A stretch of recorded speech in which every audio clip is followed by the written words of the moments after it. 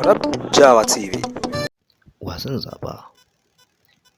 Jama'a assalamu alaikum warahmatullahi ta'ala barakatuh. Barkanmu da sake saduwa a cikin wani sabon shiri wanda wannan channel za ta fara kawo muku mai suna wasan zaɓa. Wannan ta Gurza TV tana yi muku godiya ga mutanen da suke mana subscribing da kuma kallon bidiyon mu da likes. Muna matuƙar godiya da yin wannan abubuwan. Kar ka manta da yi mana subscribing, likes da kuma yin comment da kallon bidiyon mu. Za mu tattauna akan 'yan takarar shugaban ƙasa, irin su wa'anda manya-manyan 'yan takarar shugaban ƙasa da suka tsaya takarar shugaban ƙasa. A cikin wa za ka zaɓa? Me suka yi wa ƙasar nan? Me kuma suka yi lokacin da suna mulkin su? Zika-zikan zaɓen nan saura 'yan kwanaki, to me suka yi? Abubuwan da suka yi shi za mu fara tattaunawa. Mu fara gani akwai jam'iyyar APC, NNPP, LP da kuma PDP.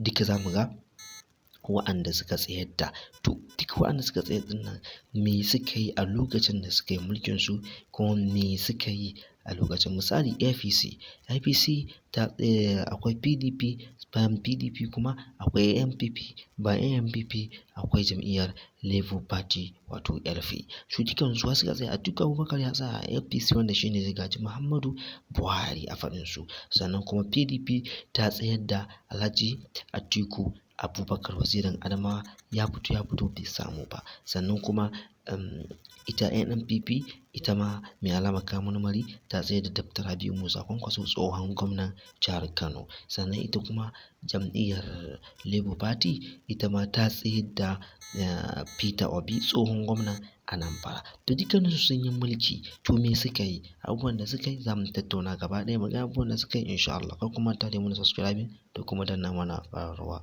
Mun gode da waɗanda suke kallon mu sosai da sosai. Za mu tattauna mu ga dukkaninsu waɗanda suke tsaya takarar nan me suka yi mana da yardar Ubangiji. Muna godiya.